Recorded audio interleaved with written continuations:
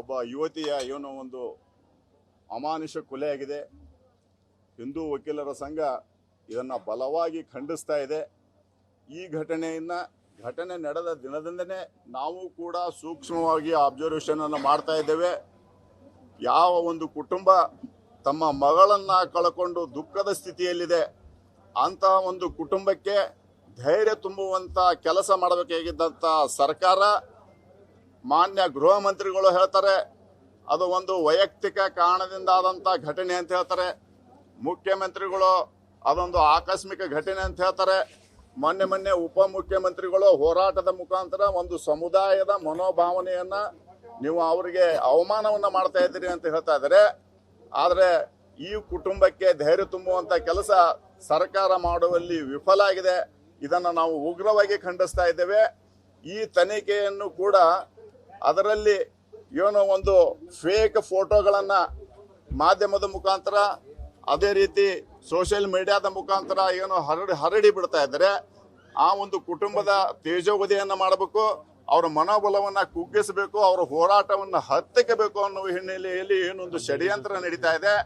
ಆ ಹಿನ್ನೆಲೆಯಲ್ಲಿ ಸೈಬರ್ ಕ್ರೈಮ್ಗೂ ಕೂಡ ಆ ಕುಟುಂಬ ಒಂದು ಫಿರ್ಯಾದಿಯನ್ನು ಕೊಟ್ಟಿದೆ. ಆ ಯಾರೂ ಆರೋಪಿಗಳನ್ನ ಇಲ್ಲಿವರೆಗೂ ಸರ್ಕಾರ, ಪೊಲೀಸ್ ಇಲಾಖೆ ಬಂಧನವನ್ನ ಮಾಡಿಲ್ಲ. ಮತ್ತು ಬೇರೆ ಬೇರೆ ಬೇರೆ ಬೇರೆ ಫೋಟೋಗಳನ್ನ, ಫೇಕ್ ಫೋಟೋಗಳನ್ನ ಬಿಡ್ತಾ ಇದ್ದಾರೆ. ಹೀಗೆ ಆ ಒಂದು ಕುಟುಂಬವನ್ನ ಮಾನಸಿಕವಾಗಿ ಮೇಲಿಂದ ಮೇಲೆ ಪ್ರತಿದಿನ ಕೊಲೆಯನ್ನ ಮಾಡುವಂತ ಒಂದು ಷಡ್ಯಂತ್ರ ನಡೀತಾ ಇದೆ.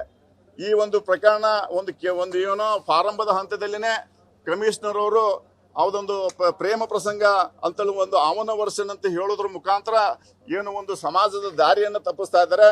ಅವರಿಗೆ ಒಂದು ಮಾದರಿಯಾಗಿ ಕೇರಳ ಹೈಕೋರ್ಟ್ನಲ್ಲಿ ಲವ್ ಜಿಹಾದ್ ಅನ್ನುವಂತ ಒಂದು ಷಡ್ಯಂತ್ರ ದೇಶದಲ್ಲಿ ನಡೀತಾ ಇದೆ ಅಂತೇಳಿ ಉಲ್ಲೇಖ ಮಾಡಿದ್ರು ಕೂಡ ಸರ್ಕಾರ ಆ ಹಿನ್ನೆಲೆಯಲ್ಲಿ ತನಿಖೆಯನ್ನ ಮಾಡದೇನೆ ಕೇವಲ ಅವರಿಬ್ಬರ ಮಧ್ಯೆ ಸ್ನೇಹವಿತ್ತು, ಅದನ್ನ ನಿರಾಕರಿಸಿದ್ದಕ್ಕೆ ಕೊಲೆಯನ್ನು ಮಾಡಿದ್ದಾನೆ ಅನ್ನುವಂತ ಏನೋ ಒಂದು ಉಡಾಪಿ ಹೇಳಿಕೆಯನ್ನ, ಉಡಾಪಿ ಮನೋಭಾವನೆಯನ್ನ ಏನು ಹೊಂದಿದ್ದಾರೆ, ಅದನ್ನು ನಾವು ಉಗ್ರವಾಗಿ ಖಂಡಿಸ್ತಾ ಇದ್ದೇವೆ. ಯಾವ ಒಂದು KG ಹಳ್ಳಿ DG ಹಳ್ಳಿಯಲ್ಲಿ ಕಾಂಗ್ರೆಸ್ ಶಾಸಕನ ಮನೆ ಮೇಲೆ ಅಟ್ಯಾಕ್ ಮಾಡಿದ್ರು, ಆವಾಗನೇ ಸರ್ಕಾರ ಎಚ್ಚೆತ್ತುಕೋಬೇಕಾಗಿತ್ತು. ಈಗ ಕಾಂಗ್ರೆಸ್ನ ಪಾಲಿಕೆ ಸದಸ್ಯನ ಒಂದು ಕುಟುಂಬದಲ್ಲಿ ಲವ್ ಜಿಹಾದಿನ ಕೊಲೆಯಾಗಿದೆ. ಈಗೂ ಕೂಡ ಸರ್ಕಾರ ಎಚ್ಚೆತ್ತುಕೊಳ್ಳದೇ ಕೇವಲ ಏನು ಮುಸ್ಲಿಂ ತುಷ್ಟೀಕರಣ ಮಾಡಲಿಕ್ಕೆ ಹೊರಡ್ತಾ ಇದೆ. ಮುಂಬರುವ ದಿನದಲ್ಲಿ ಏನು ರಾಜ್ಯ ನಾಯಕರಿದ್ದಾರೆ, ನಿಮ್ಮ ಮನೆಯಲ್ಲೂ ಕೂಡ ಇಂಥ ಘಟನೆಗಳನ್ನ ಆಗ್ಬೋದು. ನೀವು ಇಂಥ ಘಟನೆಗಳಲ್ಲಿ ನೀವು ವೋಟ್ ಪಾಲಿಟಿಕ್ಸ್ ಅನ್ನ ಮಾಡದನ್ನೇ ಏನು ಜಿಹಾದಿ ಮನೋಭಾವನೆಯನ್ನ ನೀವು ಹತ್ತುಕುವ ಹಿನ್ನೆಲೆಯಲ್ಲಿ ವಿಫಲರಾದ್ರೆ ನಿಮ್ಮ ಮನೆಯಲ್ಲೂ ಕೂಡ ಇಂಥ ಘಟನೆ ಆಗ್ತಾ ಇದೆ. ಈ ಒಂದು ಸಂದರ್ಭದಲ್ಲಿ ಒಬ್ಬ ಕಾಂಗ್ರೆಸ್ ಪಾಲಿಕೆ ಸದಸ್ಯನ ಮನೆಯಲ್ಲಿ ಹೀಗಾಗಿದ್ರೆ ಬೇರೆಯವರ ಪರಿಸ್ಥಿತಿ ಏನು ಅನ್ನುವಂಥ ಮನೋಭಾವನೆಯಿಂದ ಇಡೀ ಸಮಾಜದಲ್ಲಿ ಭಯದ ವಾತಾವರಣ ಸೃಷ್ಟಿಯಾಗಿದೆ. ಆರೋಪಿಯ ಮನೆಗೆ ನೀವು ಒಂದು ರಕ್ಷಣೆಯನ್ನು ಕೊಡ್ತೀರಿ, ಏನು ಕೊಲೆಗೆ ಈಡಾದಂಥ ಮನೆಗೆ ಯಾವುದೇ ಪೊಲೀಸ್ ಭದ್ರತೆ, ಯಾವುದೇ ರಕ್ಷಣೆ ಇಲ್ಲದೆ ಅವರು ಭಯದ ವಾತಾವರಣದಲ್ಲಿ ಜೀವನವನ್ನ ಮಾಡ್ತಾ ಇದ್ದದನ್ನ ಇವತ್ತಿನ ದಿವಸ ನಮ್ಮ ಜೊತೆ ಹಂಚಿಕೊಂಡಿದ್ದಾರೆ. ಅವರಿಗೆ ನೀವು ಧೈರ್ಯ ತುಂಬುವಂಥದ್ದು, ಪೊಲೀಸ್ ಭದ್ರತೆಯನ್ನು ಕೊಡುವಲ್ಲಿ ಕೂಡ ನೀವು ವಿಫಲರಾಗಿದ್ದೀರಿ. ಏನೋ ಒಂದು ತನಿಖೆಯ ಹಂತದಲ್ಲೂ ಕೂಡ ಈ ಒಂದು ಪ್ರಕರಣವನ್ನ ಹಳ್ಳಹಿಡಿಸುವ ಹಂತದಲ್ಲಿ ಏನು ಪ್ರಯತ್ನ ನಡೀತಾ ಇದೆ. ಘಟನೆಯಾದ ದಿವಸನೇ ಮಾರನೇ ದಿವಸನೇ ಪಂಚನಾಮನ ಮಾಡಬೇಕಾಗಿತ್ತು. ಅಲ್ಲಿ ರಕ್ತದ ಕಲೆ ಹಾಕಬೇಕಾಗಿತ್ತು. ಮಳೆ ಬಂದು ಹೋದ ನಂತರ ಎರಡು ಮೂರು ದಿವಸ ಬಿಟ್ಟು ನೀವು ಪಂಚನಾಮನ ಮಾಡ್ತೀರಿ, ಗುನಾ ಸ್ಥಳದ ಒಂದು ಪಂಚನಾಮನ ಮಾಡ್ತೀರಿ. ಯಾವ ಷಡ್ಯಂತ್ರ, ಯಾವ ಕಾರಣದ ಕೈಗಳು ಇದ್ರ ಹಿಂದೆ ಕೆಲಸ ಮಾಡ್ತಾ ಇದೆ. 4-5 ಜನರ ಹೆಸರನ್ನ ಅವರು ಉಲ್ಲೇಖನ ಮಾಡಿದ್ದಾರೆ. ಅವರನ್ನ ನೀವು ಇನ್ನೂವರೆಗೆ ಯಾಕೆ ಬಂಧಿಸಲಿಲ್ಲ ಅನ್ನುವುದನ್ನು ಕೂಡ ಸರ್ಕಾರ ಸಮಾಜಕ್ಕೆ ಹೇಳಬೇಕಾಗ್ತದೆ. ಸಮಾಜವನ್ನ ಒಂದು ಅಂಧಗತಿಯಲ್ಲಿ, ಗುಡಾಕಾರದಲ್ಲಿ, ಕತ್ತಲದಲ್ಲಿ ಇಟ್ಟುಕೊಂಡು ನಿಮ್ಮ ರಾಜಕೀಯ ಬೇಳೆಗೋಸ್ಕರ ಏನೋ ಒಂದು ಸಾವಿನ ಮನೆಯಲ್ಲೂ ಕೂಡ ನೀವು ಏನು ರಾಜಕೀಯನ ಮಾಡ್ತಾ ಇದ್ರೆ ಹಿಂದೂ ಸಮಾಜ ಇದನ್ನ ಉಗ್ರವಾಗಿ ಖಂಡಿಸ್ತಾ ಇದೆ. ಮುಂಬರುವ ದಿನಗಳಲ್ಲಿ ಆರೋಪಿಗೆ ಗಲ್ಲು ಶಿಕ್ಷೆ ಆಗುವ ಹಿನ್ನೆಲೆಯಲ್ಲಿ ಸರ್ಕಾರ ಮುನ್ನಡೆಗೆ ಬಂದು ಒಂದು ಕೆಲಸವನ್ನ ಮಾಡದೇ ಇದ್ರೆ ಸಮಾಜ ಅದಕ್ಕೆ ತಕ್ಕ ಉತ್ತರವನ್ನ ಕೊಡ್ಲಿಕ್ಕೆ ಸಿದ್ಧ ಆಗಿದೆ. ಮಾನಸಿಕವಾಗಿ ಸಮಾಜವು ಕೂಡ ಇದಕ್ಕೆ ಒಂದು ಪ್ರತಿಕಾರವನ್ನ ತೀರಿಸ್ಕೋಬೇಕಂತೇಳಿ ಏನೋ ಒಂದು ಸಿಟ್ಟಿನಲ್ಲಿದೆ.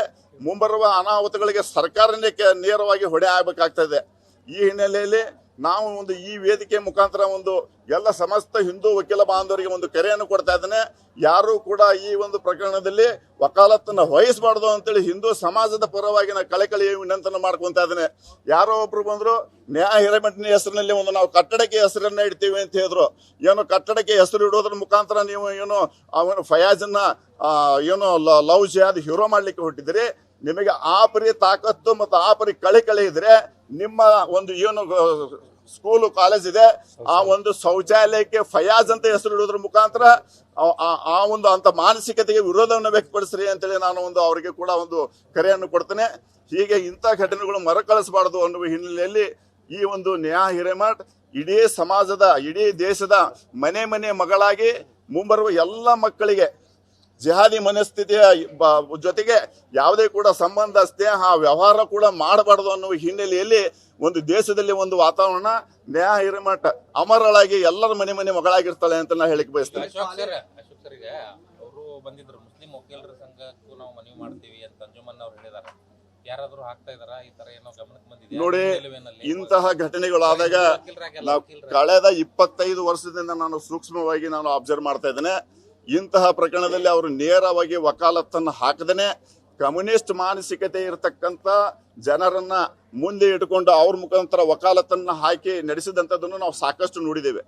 ಅದು ಏನೋ ಕಾಶ್ಮೀರಿ ವಿದ್ಯಾರ್ಥಿಗಳು ಏನೋ ಪಾಕಿಸ್ತಾನ ಪರ ಘೋಷಣೆ ಕೂಗಿದ್ರು, ಅವ್ರ ಹಿಂದೆ ಫಂಡಿಂಗ್ ಕೂಡ ಇವರೆಲ್ಲರ ಮಾಡ್ತಾ ಇದ್ರು.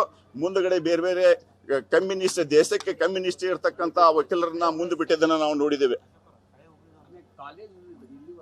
ಕಾಲೇಜ್ ಬಗ್ಗೆ ಮಾತಾಡಕತ್ತೀವಿ, ಯಾಕೆ ಅದೊಂದು ಪ್ರತಿಷ್ಠಿತ ಕಾಲೇಜ್ ಅಂತೇಳಿ ಪ್ರತಿಯೊಬ್ಬರು ಕಾಲೇಜ್ ಹೆಸರ ತಗೋಬಾರ್ದು, ಅದರ ಪಾತ್ರ ಏನಂತ ಯಾರು ನೋಡಿ. ಭೂಮಿರೆಡ್ಡಿ ಕಾಲೇಜ್ ಏನು ನಮ್ಮ ಹುಬ್ಬಳ್ಳಿಯಲ್ಲಿದೆ, ಪ್ರತಿಷ್ಠಿತ ಕಾಲೇಜ್ ಆಗಿದ್ರು ಕೂಡ ವಿದ್ಯಾರ್ಥಿಗಳಿಗೆ ಸೂಕ್ತ ರಕ್ಷಣೆ ಕೊಡುವಲ್ಲಿ ವಿಫಲ ಆಗಿದೆ ಅಂತ ನಾನು ಘಂಟಾಘೋಷವಾಗಿ ಹೇಳಿಕೆ ಬಯಸ್ತೀನಿ.